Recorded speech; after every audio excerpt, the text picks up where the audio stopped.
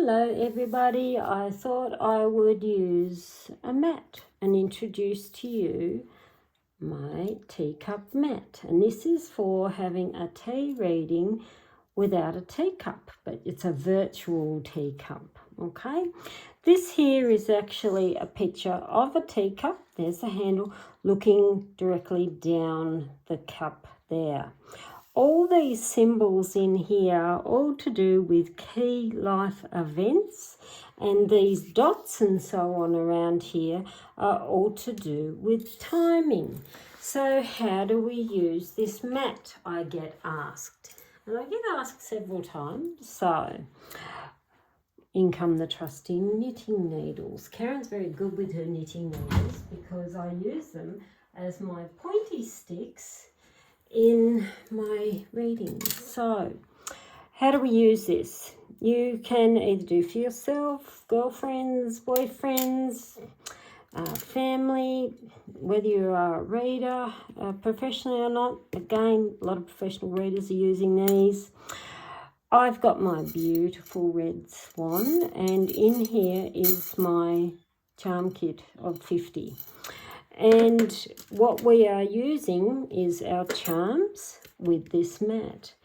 So the way I designed this, and look, many people are using it in different ways, but I'll tell you the way that I designed it in mind was you have these as your key symbols.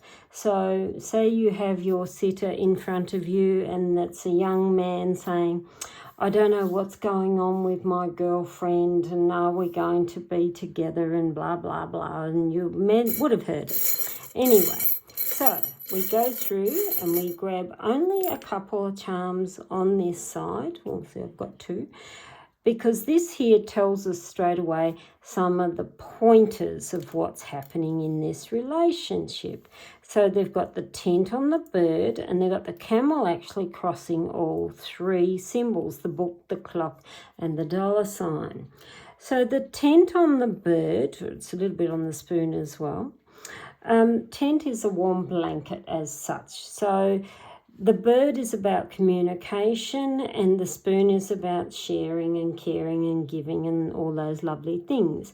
So when I look here with the tent, it's almost like the blanket's been thrown over that and there needs to be more communication, but I'd say more comforting communication with what's going on with this young man and his girlfriend. We then see the camel, and the camel is about obstacles, things that are not always easy, but yet you still forge forward. It's got money sign, which is about abundance. It can literally mean financial affairs. We got the clock and we got the book.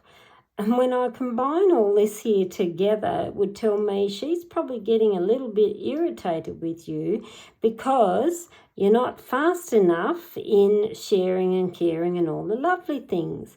The book here, she may feel you are holding things back from her, which then affects the abundance of the relationship that you have.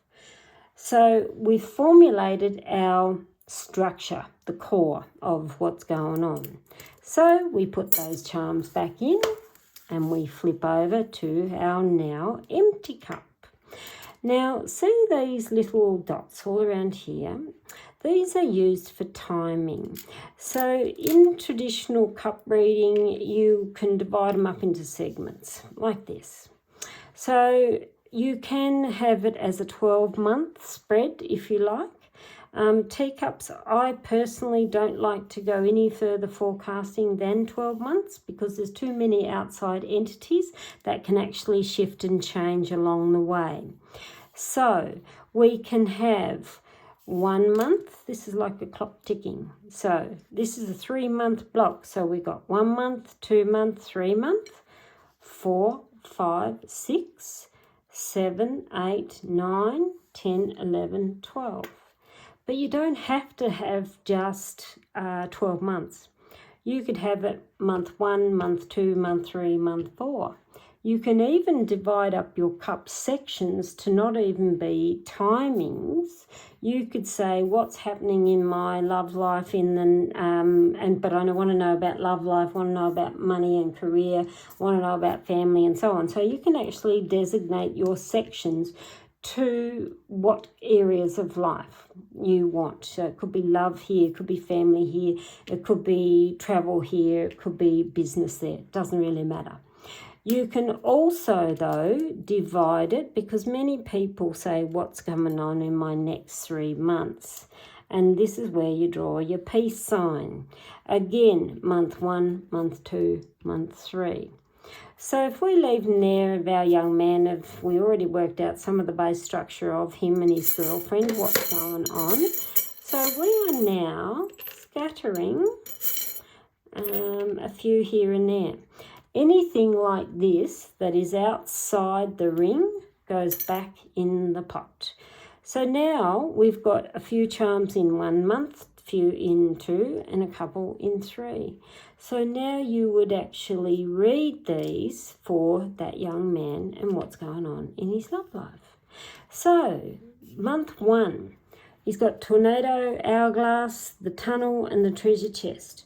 The combination of those would tell me declutter some of the debris that is going on in your relationship. And the tornado is one of the biggest things of that. It's my favourite symbol, but it actually means time to clear the space, which is clear your emotional space. The hourglass would tell me you're probably not doing your part, because there would tell me you keep chopping and changing. Because hourglass is timing, which means he's probably too slow in some things and too impatient in others. He's got the treasure chest, which tells me you have something very special in this young lady. Start looking through the tunnel, step out of the shadows into the light, and look at what is in front of you.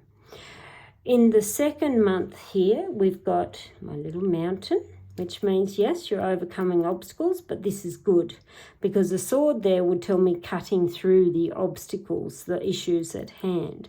The male sign here is about masculine energy. So him being the sitter would say, you need to step up a little, young man. And I'm probably a bit too firm sometimes when I say that to clients, and apologies if I do. We have the moon, which is about our emotions, and it's a light source, which tells me again, look at some of the good that you have with this young girl.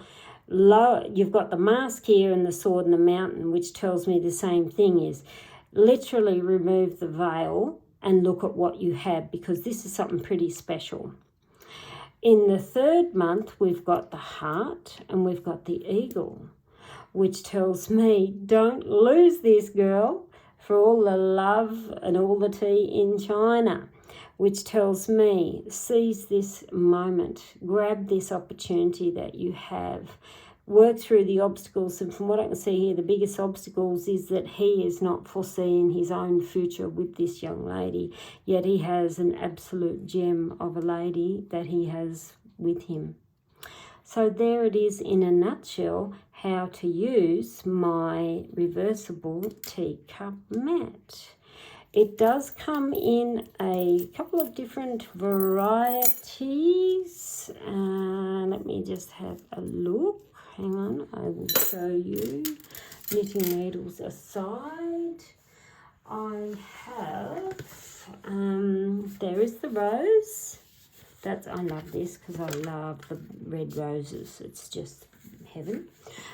This one here is more steampunk orientated. So it's got a little bit of the mushrooms, the flamingo, the cards. That's the printed side. That's the same. It's just the empty cup. This one is the softer lace green ones with the roses. And that is the empty cup. My personal fave is this, but then those who know me know I love the richness of colour, and red is my favourite colour. Hence, I'm actually wearing red today. So, surprise, surprise. So there you have it. So that is my reversible teacup reading mat without a teacup. Bye for now, and thanks for listening.